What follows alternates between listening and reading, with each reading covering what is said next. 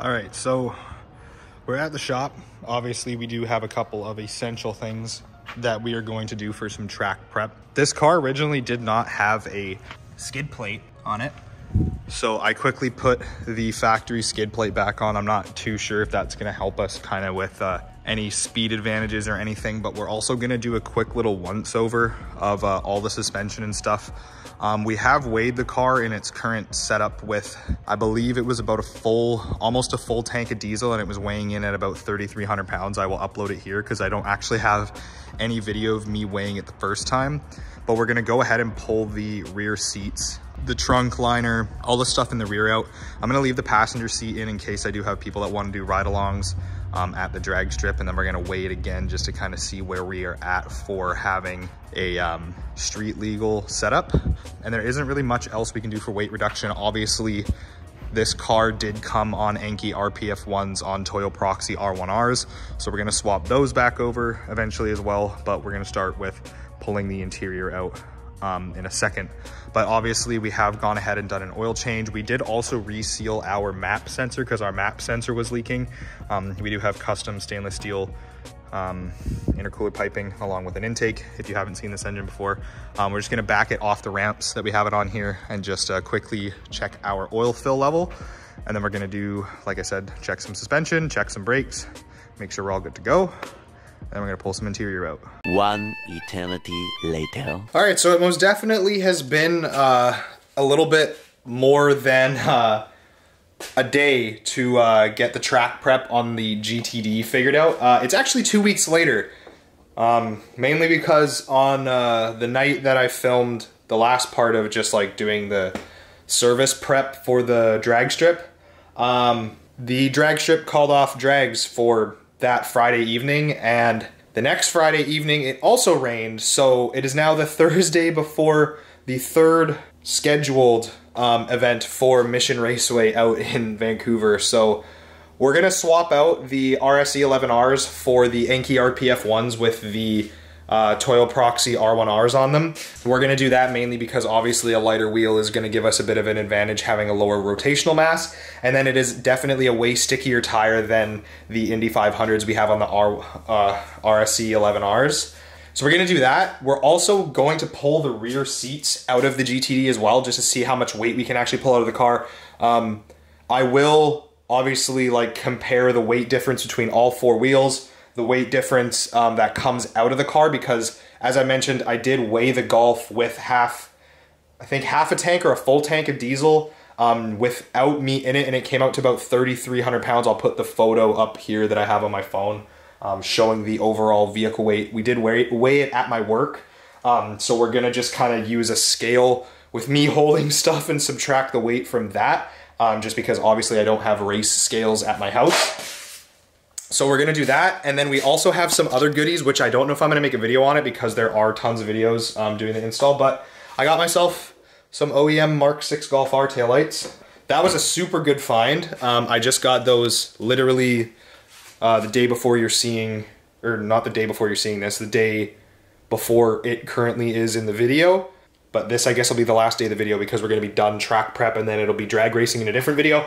But anyways, so I'm just gonna stop rambling on and we're gonna swap some wheels over and then weigh the difference between the RSE 11Rs and the Enki RPF 1s. So let's pull these wheels off.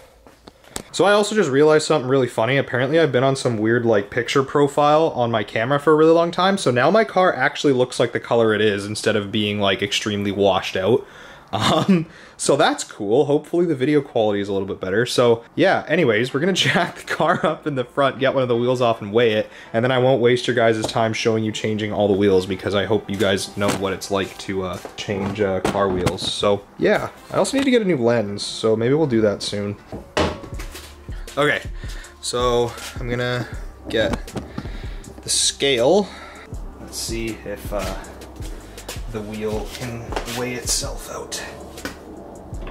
Okay, so RSE 11R 45.4. I'm just gonna double check. Yeah, 45.4 wheel and tire. Not light, not super heavy. And then Enki RPF 1 with R1R. I can already tell you it's gonna be like 5 pounds lighter. Yeah, 39 even. Wheel and tire. I'm gonna do it again. 39 even. Wheel and tire. So 45.4 minus, yeah, so about almost 7 pounds actually. That's pretty good. So 7 pounds a corner, so 28 pounds total. Let's say, well, we'll give it benefit of the doubt, 6 pounds each. 25 pounds total in weight savings just in wheels. And then obviously, since that's rotational mass, that's a pretty big deal. So put these guys on.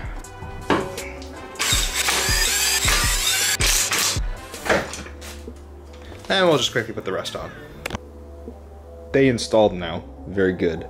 Okay, so now I'm gonna pull some of the interior out and we're gonna weigh that. So we're 24 pounds down from 3,300. And then I'm also going to, I have the subwoofer in the back of the Golf. I haven't shown that in the video or whatever because I did like an install thing, but there's so many of that I decided not to post it.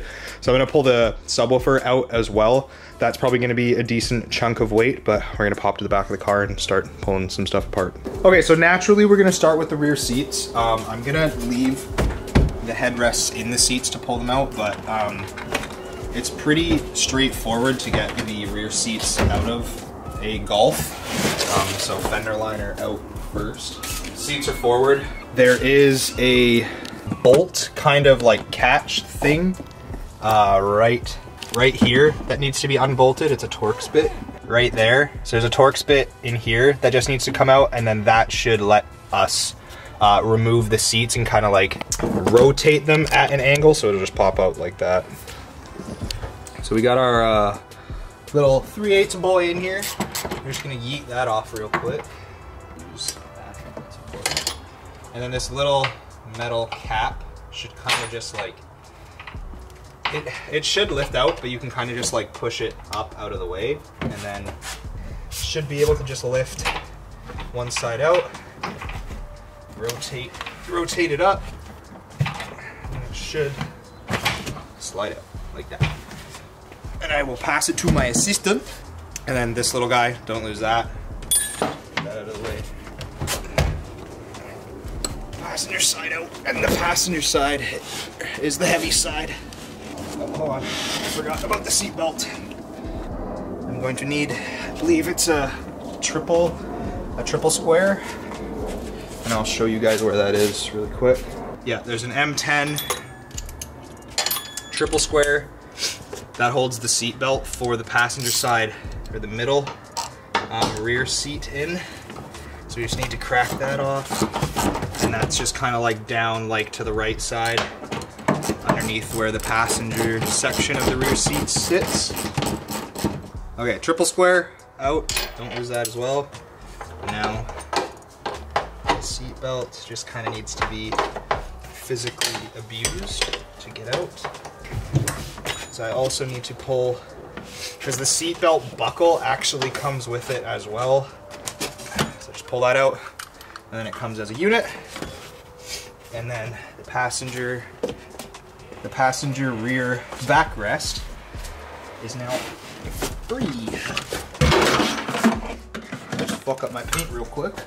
All right, and now the passenger rear, or the rear seat base is fairly easy. It's just kind of like clips. You just kind of like yank it, and then obviously the little plastic guys that retain the seat in the back need to come off, and then it should just, in theory,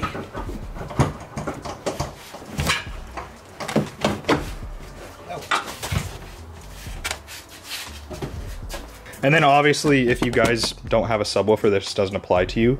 I'm gonna leave my sub in because I have to drive this car to work tomorrow, but I'm gonna pull the sub out now just to do a weight check.